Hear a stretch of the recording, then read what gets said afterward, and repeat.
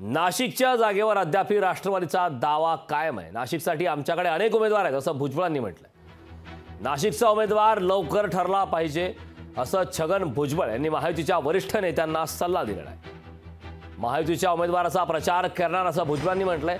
नाशिकमधून भुजबळांनी निवडणूक लढावी अशी कार्यकर्त्यांची मागणी।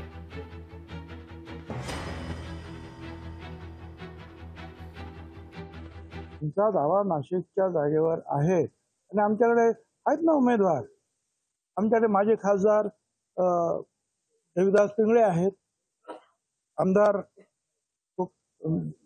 माणिकराव कोकाटे आहेत, नंतर ते अरिंगळे महाराज ते आहेत। महिला पाहिजे तर महिलांसुद्धा आमच्याकडे आहेत। त्या आपल्या जिल्हाध्यक्ष काय आहेत आमचा बलकवडे मॅडम आहेत, तिथे आहेत। त्या इकडे एवढं सगळं उभं राहिलेलं उभं राहायला आमच्याकडे माणसं खूप आहेत, कारण आमचे हे लोक हे सतत काम करत असतात। तिन्ही आमच्या पक्षाकडे जे आहेत अनेक उमेदवार आहेत जे लढू शकतात, फक्त लवकर निर्णय घेण्याची आवश्यकता आहे। कारण समोरच्या जे आहे विरोधकांचे उमेदवार जे आहेत वाजे साहेब, त्यांचं एक फेरी तर पूर्ण झाली, 1 महिना झाला।